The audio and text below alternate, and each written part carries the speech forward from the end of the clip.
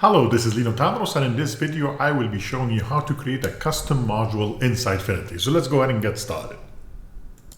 So to create a brand new custom module in Sitefinity, the first thing you want to do, go to administration. You will notice here under tools there is something called module builder. We'll click on that and it will show you all the current custom modules that you have created. And in my case, I don't have any yet. So I'm going to create my first one. We'll say create a module. You can go ahead and give it a name. You can call it whatever you want. I'm going to call mine, for instance, human resources. There you go. All right. You can call it whatever you want, like I said. Remember, you can have multiple types inside of this module. Okay. So just the main module itself is going to be called human resources. You might create types like employee and executives, conference rooms. You can name it. You can have a lot of different types inside of there. I'm going to say continue. And now you get to the first screen in here, which will be to create the first type inside of that human resources module. So for instance, for me, I'm going to call it employee. And try to put it also in a singular format. It puts it in here between parentheses to remind you, don't put an S at the end. It's not like it's not going to work. It is going to work. But if you put it in singular, the user interface that will be created by Sitefinity will be a lot more readable. So whenever they want you to create a new employee, they will have a button that says create an employee. If you put an S in here, it will be weird. It will say create an employees, which will be kind of awkward. Anyway, this is my first type, so there is nothing to inherit from. Again, if I come back after the employee and I want to create a second type, like let's say executives, then employee will show up in here that I can inherit from, so I don't have to repeat all the fields that I've already created in employee. And then you get to the most important part, which is what are the columns and the fields in the database that you want to associate with this specific employee. By default, you get a title in here of type short text. Every single new type will get that one. You can delete it. You can create another one based on a GUID or an integer, however you'd like. But for right now, I'm just going to go ahead and create a couple just for the testing. I'm going to say, for instance, I would like to collect the first name of the employee. Make sure that this is a one word, no spaces in it. And then you get to choose from all of these different types. Short text is the default. You can use long text, and the difference between them is that you will be able to get a rich text editor if you use long text instead of just a text box. You can use choices, okay, so that maybe it's a drop down, like a radio button or a drop down list, for instance. You can have a yes or no, it's a Boolean. A date, time, a number, a classification, like for instance categories or tags, or even your own custom classification as well. You can have an address. You can also use related media like images, videos, and files. You can also get related data. Maybe in your employee or in human resources, you would like to actually have a relationship between records and the employee and blogs or news or events, so that you can actually have related data like that. You can do search engine optimization. Definitely, you can actually do that for different SEOs. Maybe it will make it better for that specific type for Google or Bing or Yahoo and stuff like that. We also can use social media open graph. You can actually have an extra field that you can actually set up the image, for instance, or the text description that will be available in Facebook or Instagram, Twitter, and LinkedIn, and so on. You can also, an advanced section here, you can use a GUID, Global Uniquely Identifier, the 128-bit number, or you can have an array of GUIDs as well. For right now, I'm going to leave it as short text. You can also make it hidden, and if you make it hidden, that means it will not show up in the back end. That means somebody will be writing code, maybe in C#, in some of the controllers or the modules or a global.asax or something to manipulate that specific column and field programmatically, but it will not show up in the back end. In my case, I definitely want it to be available in the back end if I can. And also, do you want to use a regular text box, or maybe you want to have a custom text box, maybe with some decoration in it, whatever. Also, the DBAs in your company might be very picky about what gets created in the database. So this advanced DB, most people will leave it alone, but if you are picky, you are more than welcome to choose the DB type in the database, the length of the DB field or column in the database. Allow empty values if you want to. And the column name here, if it's empty, that means the name of the field in the database would be first name, like you'd call it in here. If you'd like to call it something else in the database, don't leave it empty. Put something in here and that will override the name just in the database itself. Make sense? We'll say continue there. And now the final dialog will be the one that has the cosmetic, how this is going to look in the back end of Sitefinity. So notice in here, for instance, there will be a space because this is a label. I'm going to say first name. I can say here, please enter the first name. Just if you would like to put some description, you can make it required. That means you will not be able to submit in the back end, whether you're creating or updating a specific employee, for instance. Also, this is a new feature in 14.0 and above. You can make it localizable. That means even the label itself can be in Spanish, French, Italian, whatever language you have already resources for. And the limitation in here, you can set the minimum and maximum amount of characters you are going to allow in that text box itself. And also you can put some regular expression for validation. Maybe you're going to allow only dates or emails or color or something like that. You can actually use a regular expression for that as well. All right, I'm going to say done. And that's how we create the first name. Let's create a couple more. We'll say, I'm going to create also the last name.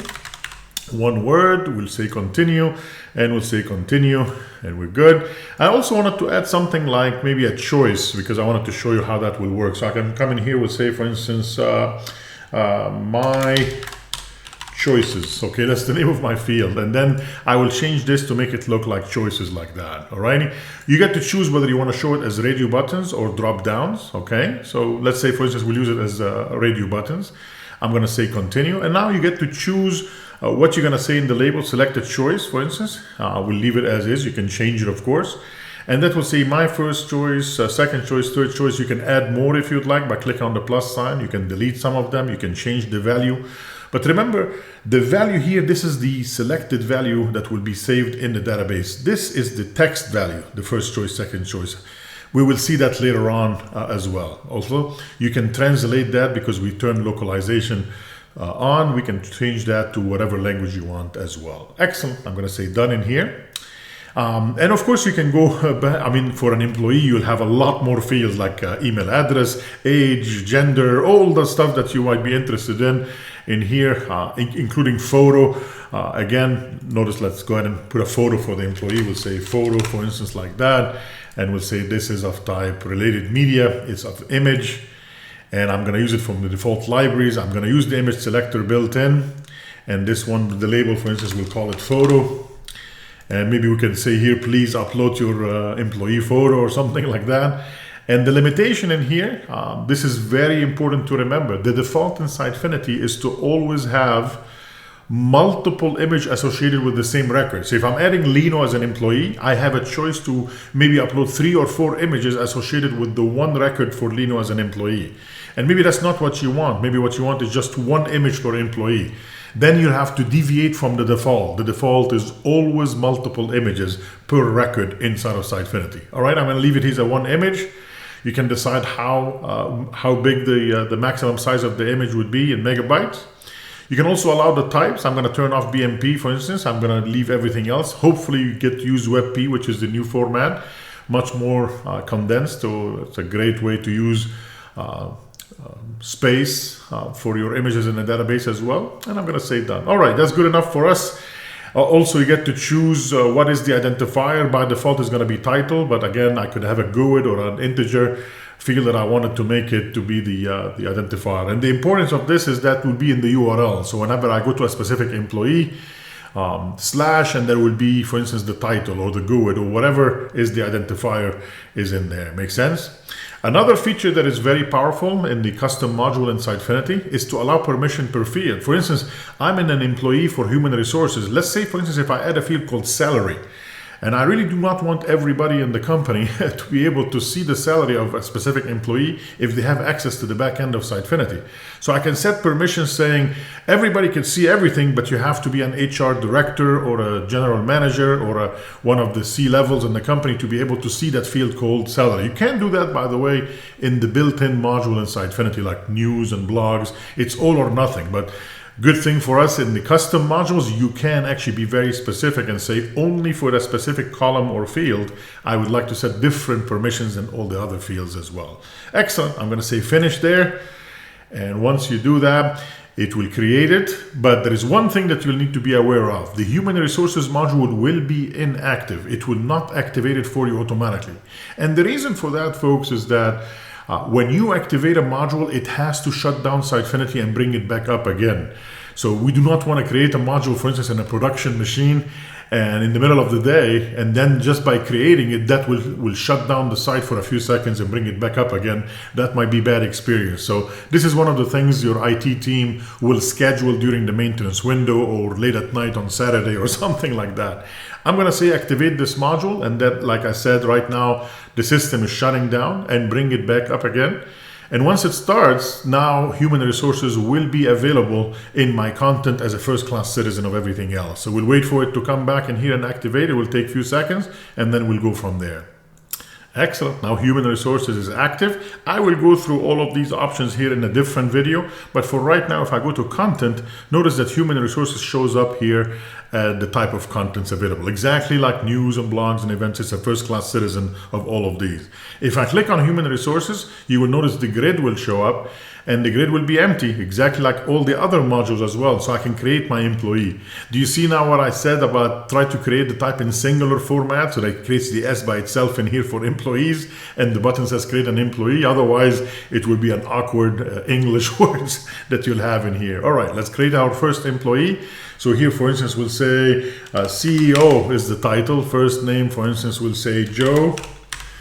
And the last name will be Smith, for instance, in here. And notice we have the choices in here: first choice, second choice, and third choice. We'll say second choice, for instance. And here I can upload the image. All right, maybe I can use my dog in here. Sorry, Joe. All right. Oh, let me go ahead and put that in English. All right, Joe Smith. And this is it. This is my first record. I'll say publish. And you can go, of course, again and create more and more records in the database for all your employees. Now I just have one of them in here to go. Another thing that got created for me that is very nice, if you go to pages and you open up, let's say, the home page, for instance, when you actually activate the module, it automatically creates a couple of one MVC and one web forms if you're using an older version, but now with 14.3 and above, for instance, it will only be MVCs. So you will notice there will be a brand new section here called human resources that got created for you automatically, and that is our employees widget in here. So if I drag this and put it all the way at the top, for instance, you'll notice it will go find out all the published employees, and it will put them all on top of each other. I only have one, so it will only show you the title, but you are more than welcome to change, of course, in the database, and we will do that in a different video. We will change the CS HTML file or the database template in the widget template itself to make it look different if I want to. If I say publish there, let's go ahead and see what will be the single item for the CEO in here for Joe Smith. Let me go ahead and go backward once, and I'm gonna show the view of the page. That will compile the page, and there is our CEO in here. If I click on it, I will get to the single value, and I should be able to see a lot more. So that is the CEO, the title.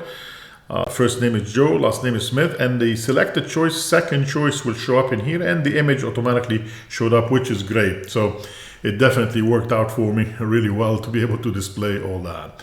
Does that make sense, everybody? Hopefully this was useful to you really quickly to show you how to create a module and how to use it.